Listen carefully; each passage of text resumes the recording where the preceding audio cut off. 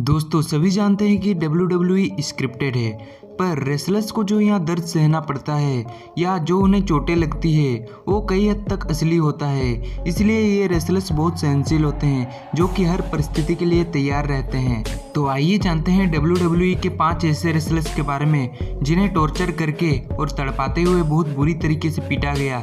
दोस्तों इस वीडियो को एकदम लास्ट तक देखना, क्योंकि ऐसा धुलाई शायद ही आपने कभी देखा होगा। Number 1, Dominik Mysterio.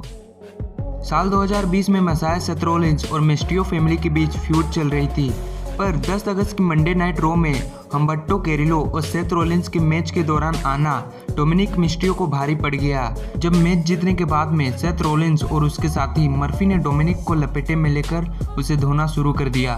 बहुत जद्दोजहद के बाद रॉलिंस और मर्फी के सामने डोमिनिक ने घुटने टेक ही दिए और फिर इन दोनों ने मिलकर डोमिनिक पर एक के बाद एक करके टोटल 21 बार किंडो स्टिक से वार किया, जिस वजह से डोमिनिक को काफ़ी दर्द हो रहा था। वो रिंग में ही तड़प तड़प कर बेहोश हो गए। इस फोटो में आप साफ देख सकते हैं कि किस तरीके से डोमिनिक को मारा गया था और उनके शरीर पर घाव के निशान बन गए थे। ये पल डोमिनिक के लिए एक डरावने सपने से कम नहीं था। नंबर 2, रोंडा राउजी। दोस्तों साल 2018 के सर्वाइवल सीरीज के पेपरव्यू में हमें दी क्वीन शार्लेट फ्लेयर और रोंडा राउजी के बीच एक धमाकेदार मैच देखने को मिला था। दोनों ही वुमेन रेसलर्स एक दूसरे को हराने की पूरी कोशिश की, पर कोई हार मानने को तैयार ही नहीं था। अंत में रोंडा ने शार्लेट को सबमिशन लगाया, पर शार्लेट बचकर रिंग से बाहर निकल गई। फिर जैसे ही रोंडा राउजी ने शार्लेट पर हमला करने आई, वैसे ही शार्लेट ने उसे किंडो स्टिक से बजा डाला। फिर शार्लेट रुके ही नहीं, उन्होंने रिंग के बाहर दे दनादन रोंडा राउजी को 10 से 15 बार किंडो स्टिक से पीटा। लेकिन ये तो बस ट्रेलर था, असली पिक्चर तो भी बाकी थी। और फिर रिंग के अंदर रोंडा राउजी को ले जाकर शार्लेट ने उन पर फिर से किंडो स्टिक से वार किया। उसके बाद में स्टील चेयर में अपना फिनिशिंग मूव नेचुरल सिलेक्शन दिया और अंत में रेफरी तक को भी नहीं छोड़ा और उन पर भी अटैक कर दिया। फिर रोंडा की गर्दन में स्टील चेयर फंसाकर उस पर लात मारी, जो कि रोंडा के लिए एक भयानक पल था। उसके शरीर पर किंडो स्टिक के लाल घाव दिखने लगे थे। फिर ऑफिशियल और रेफरीज आकर रोंडा राउजी को संभालते हैं और उन्हें वहां से लेकर जाया जाता है। इस तरह से शार्लेट ने रोंडा को बहुत बुरी तरह से धोया था। Number 3, John Cena. साल 2011 के ओवर द लिमिट पेपरव्यू में जॉन सीना और द मिज के बीच आई क्विट मैच हुआ था, जिसमें एलेक्स रेली मिज का साथ दे रहे थे। अब क्योंकि आई क्विट मैचेस में डिस्क्वालिफिकेशन नहीं होते हैं, यानी कि I quit matches no disqualification के होते, इसीलिए एलेक्स रेली भी मिज का मदद कर रहे थे जॉन सीना को हराने में। लेकिन यहाँ जॉन सीना उन दोनों पर ही भारी पड़ रहे थे। पर मैच के कुछ टाइम के बाद रेली और मिज ने मिलकर जॉन सीना को टॉर्चर करना शुरू कर दिया। कई बार उनसे आई क्विट बुलवाने की कोशिश की गई, लेकिन हर बार एक ही जवाब आया था, नो। इसी से तंग आकर एलेक्स ने सीना को इस तरीके से पकड़ा और मिस ने सीना पर किंडो स्टिक से वार करना शुरू कर दिया। यहाँ सीना दर्द के मारे तड़प रहे थे, लेकिन फिर भी उनका जवाब नो ही था। मिस ने उन पर अपनी सारी खुन्नस उतार दी और 16 बार किंडो स्टिक पड़ने के बाद जॉन सीना के शरीर में घाव दिख रहे थे, पर उन्होंने गिव अप नहीं किया। फिर मिस उस पर लेदर बेल्ट से हमला करते हैं।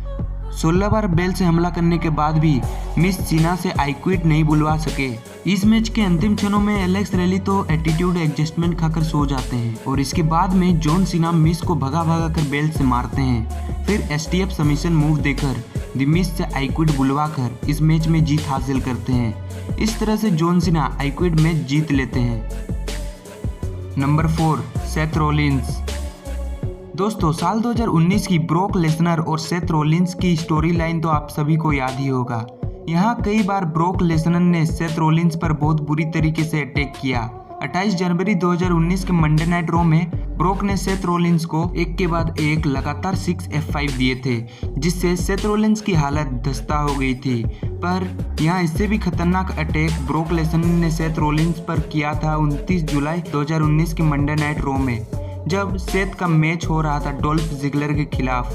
डोल्फ यहाँ सेथ को फंसाकर भाग गए और ब्रोक ने सेथ को 2 जर्मन सुप्लेक्स दिए। इसके बाद में रिंग के बाहर सेथ को फिर से धोया और स्टील पोस्ट में F5 मारा।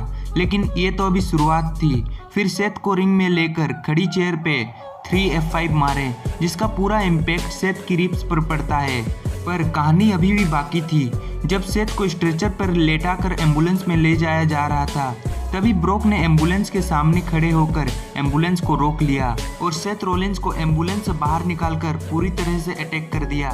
यहाँ पहले ही सेथ के मुंह से खून निकल रहा था, लेकिन फिर भी ब्रोक ने उस पर दया नहीं दिखाया और उन्हें उठाकर स्ट्रेचर पर ही F5 दे डाला।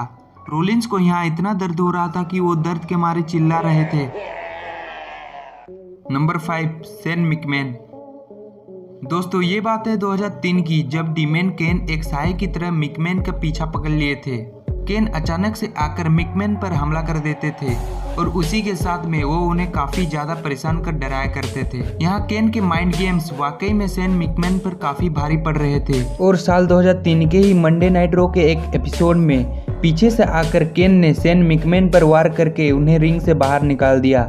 सेन के हाथों को स्टील पोस्ट में बांधकर उनके पैरों को स्टील स्टेप से दबा दिया, फिर सेन के ऊपर पानी छिड़क दिया और अब केन के सातिर दिमाग में आया खौफनाक प्लान, यानी कि सेन के प्राइवेट पार्ट में करंट लगाना। केन ने अपनी पूरी तैयारी कर ली थी। केन ने इलेक्ट्रिसिटी बॉक्स के तारों को सेन के प्राइवेट पार्ट में जोड़ दिया। सेन मिकमैन को गालियां दे रहे थे और केन गालियां सुनकर आनंद उठा रहे थे। फिर केन ने सेन के साथ साथ उसके प्राइवेट पार्ट को पहला झटका दिया। सेन का मुंह बंद हुआ।